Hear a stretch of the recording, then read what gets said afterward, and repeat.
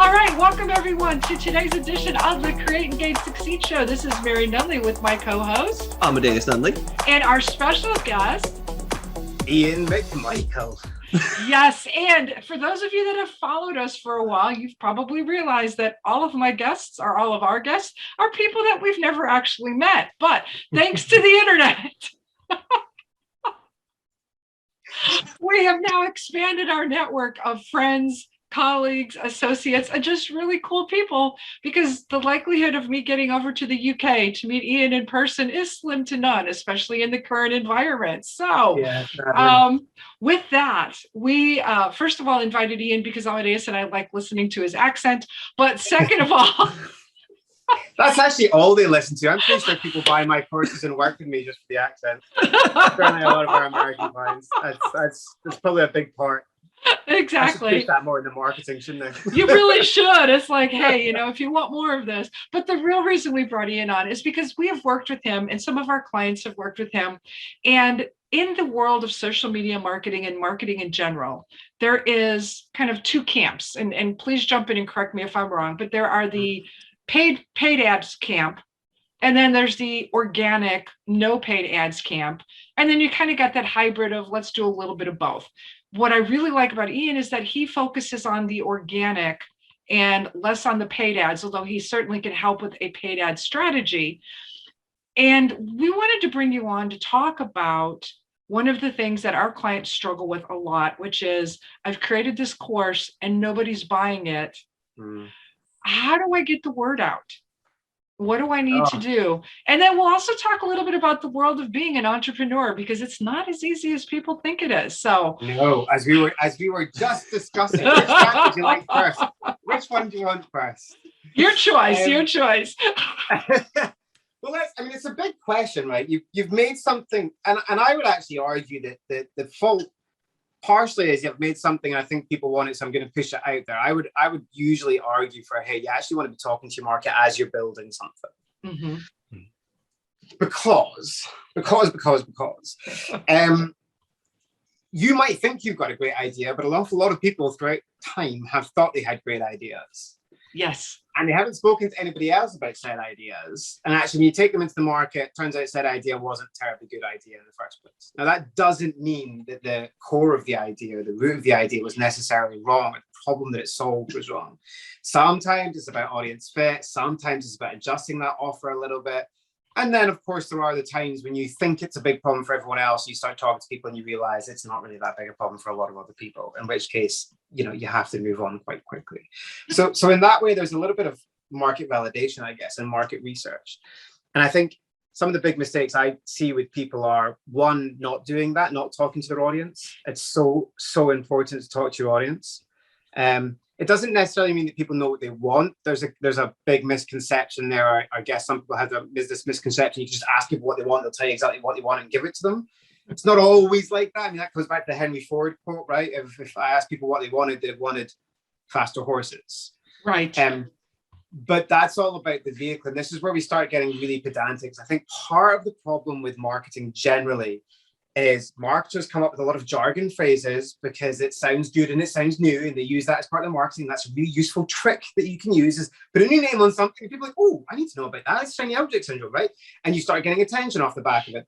But actually, when you're communicating, or when your coaches or your marketing consultants are communicating with you, you have to get quite pedantic with them. You have to be quite pedantic with yourself to be really clear about exactly what it is they're talking about. And don't ever feel that you shouldn't be asking those marketers exactly what they mean, because actually marketing is relatively straightforward and simple. It's just communication at the end of the day. We're all pretty good at that as human beings, generally. So, getting really clear about exactly what they're talking about, and then getting really clear on the thing that they are talking about. And I'm kind of talking in abstract terms here, but as a really simple example, I had a client on with me earlier today who has gone through multiple £1,000 courses. I think they're over the 30-40 grand mark in terms of what they have spent, with zero results. That's not fair. They had results, just weren't consistent, weren't really terribly clear on what their strategy should be and how they were moving it forward. And so we've been working with them. And one of the things we were doing is, what are the 3 to 5 problems that you actually solve for your clients? And just that simple question, clients frequently shout at me, There's just that simple question. And he came back with three, what were essentially results-based answers of I give this, this, and this. I said, that's not what I asked you. I asked you with the three problems that you solved. And then he gave me three very corporate sounding style language questions. And I said, has anyone ever actually said that to you? Is there a problem? Well, no. Okay, so I want what they would say is their problem. Let's start there. But they probably wouldn't know that. Okay, so what would they say? Well, they see these two or three things. I'm like, right, that's the symptoms of the problem, right? So now we're sort of getting through this murky water of, okay, they wouldn't say the problem, the problem is the expert, that's the root cause. They're going to say the symptom of that problem. And of course, this all starts getting very confusing for people because they're like symptoms of problems, of pains, of, oh my God, I'm not a doctor. And suddenly you start losing, but it basically is, how would your audience describe the problem they have? That's the ultimate goal that you're trying to achieve. That's what you're trying to get at as a market. That's where your starting point is. And the funny thing about that starting point is you'll use that in qualification and sales calls, use that in qualification and messenger, use that for post and ideating content. If you're coming up with an offer, you're putting something out as a lead magnet. If that lead magnet isn't solving one of your big 3 to 5 problems for your audience, it's not a great lead magnet, is it? Right. So getting clear on those kind of things are really, really critical. And then if you look at the kind of outcomes that you deliver, I call them transformations. Some people call them afters. Some people call them outcomes, results, whatever. The actual thing that you give people, which is the thing they really want, getting really clear on what those are and being able to express them, again, in the same way that your audience would express them. Now, when you're starting out, that's guesswork, right? Because you've not spoken to much of the audience. You're kind of like, I think these are the 3 to 5 problems. I think these are the 3 to 5 outcomes. Great. It's a good starting point. Then you iterate and you turn from there. And so that market research that we start off with at the very beginning becomes the entire process forever. And you get better and better and better and better and better. You never stop bringing in that new customer data, listening to your customers and feeding that back into your marketing strategy and re-clarifying for yourself the core problems, the core outcomes that people want, the core transformations. And honestly, that is marketing. It's as simple as that. You just have to be quite pedantic with yourself about it. Well, that's interesting because I'm working on a blog post right now on the ADDIE model, which is what course creators or instructional designers use. And it's exactly what you just said. It's analyze, design, develop, implement, evaluate, go around and do it again. And it's the same thing. When you're building a course, your most important thing is that analysis piece. Is it what my audience wants? Or is it what they need? And if you're in corporate, sometimes the analysis is already done for you. Like, build this training because, even if you say, but it's not necessary, they're like, no, I want training.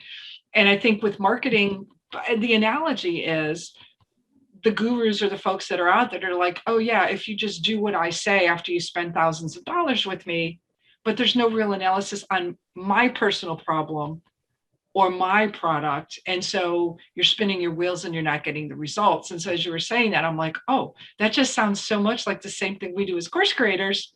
You're just calling it something different.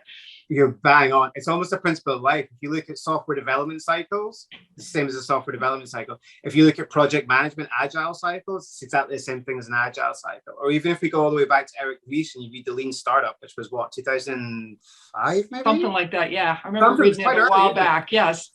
It's the same principle, right? It's you've got to make a best guess and you've got to measure and take your data and adjust your strategies from that point forward. It's all the same stuff.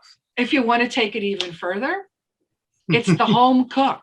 And that's the analogy I use. If you go into the market to buy food, first you got to do an analysis. What do I have on hand and what does my family like to eat? Then you have to design a grocery list. Then you have to create a meal plan. Then you have to cook it and shop.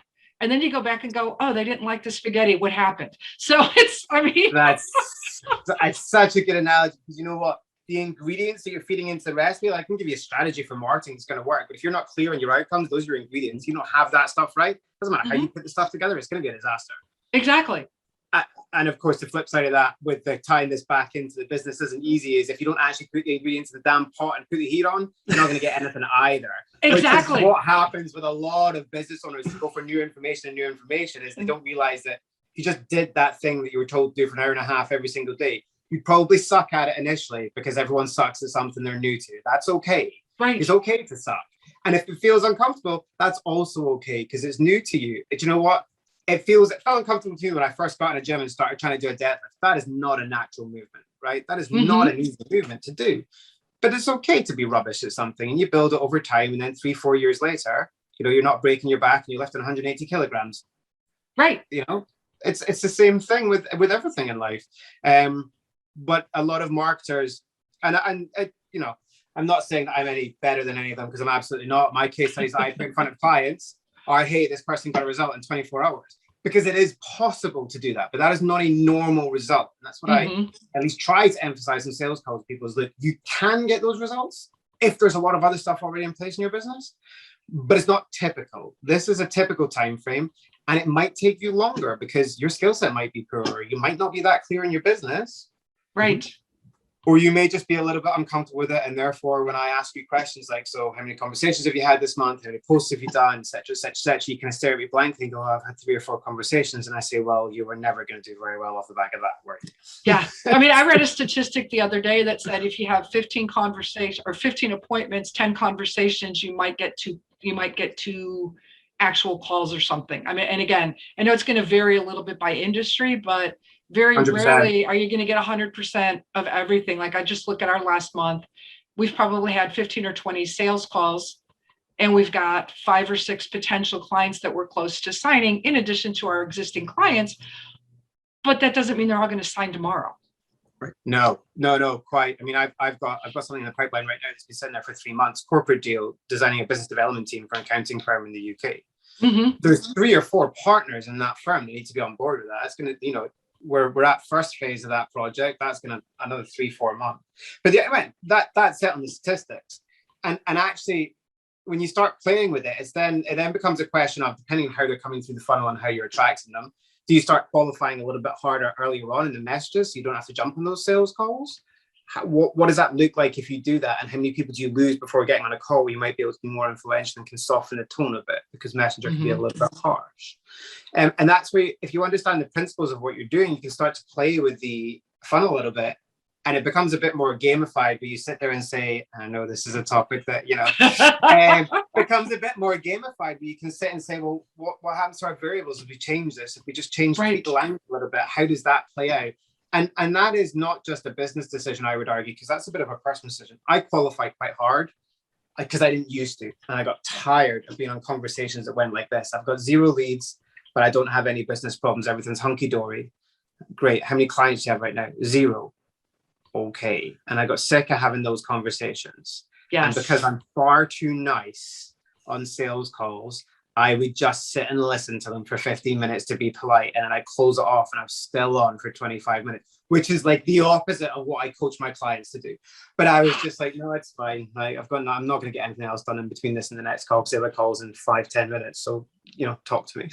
But I think that's an issue that most of us, or many of us, run into. Then is, it's like, well, I'll be nice and I'll just, I'll listen. And I think for Amadeus and I, as we've gotten clearer on our goals, our business, and the problem we solve, we're getting much better to having more of those dequalifying calls and having more of those pre-qualifying conversations or activities.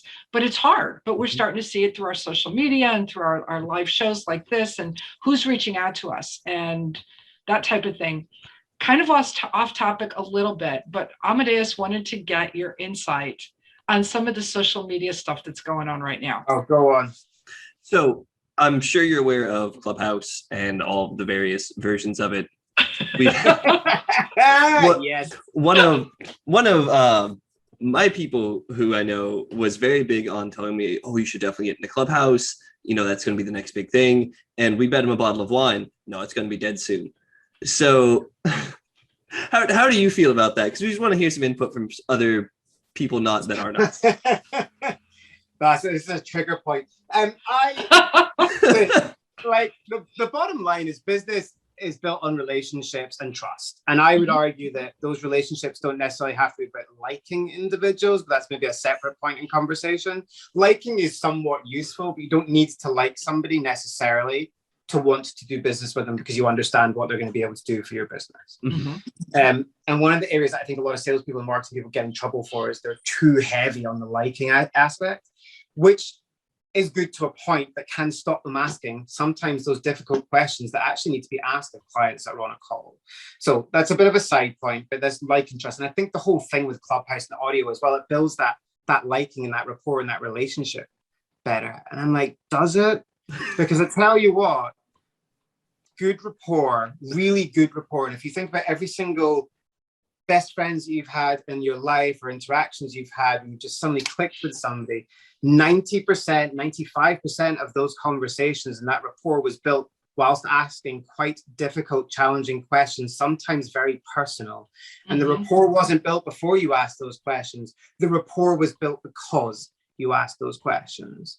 And so listening to me waffle on Clubhouse or here for a half an hour might give you a bit of interest and intrigue, but you're never really going to get to know me, and we're probably not going to build great rapport till we actually get on the call and start asking each other some pretty difficult questions about, you know, whatever it is we're looking to help each other with, whether that's personal or whether that's business. And so I think the Clubhouse hand is kind of overplaying that liking piece, that rapport, that relationship piece. From a personal standpoint, I am on it. You take a look at my profile, it's basically dead. I think I've got 14 connections or something like that. I do not have the time to chat in a room for an hour and a half, hoping to God someone's going to give me money because I sat there and talked for an hour every single day. I can fit in 25, 30 outreach messages, plus a whole lot of call emails going out, and a few phone calls, booking some appointments in that hour and a half.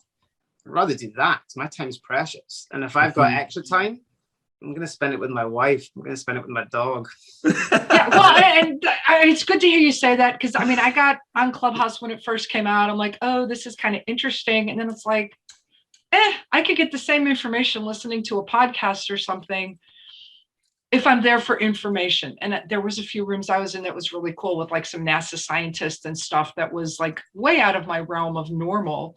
But in terms of a business thing, and I actually had to reach out to this person that was telling Amadeus that he needed to jump on Clubhouse. I'm like, nope, he has a client deadline. They're paying us money. That's more important. Yeah, that's it. I mean, you know, don't get me wrong, like it's amazing you can be on, and that's great for discovery, right? And we all know, or hopefully we all know, the benefit of stepping outside of our zones of expertise and reading other different books and different material from, you know, we can biology and trust in game theory. Who would have known that would make it into signaling theory? Who would have known that would make it into modern day marketing speak in parlance? 10, 15 years ago, you never would put your money on it. But now it's pretty common knowledge, and it's right.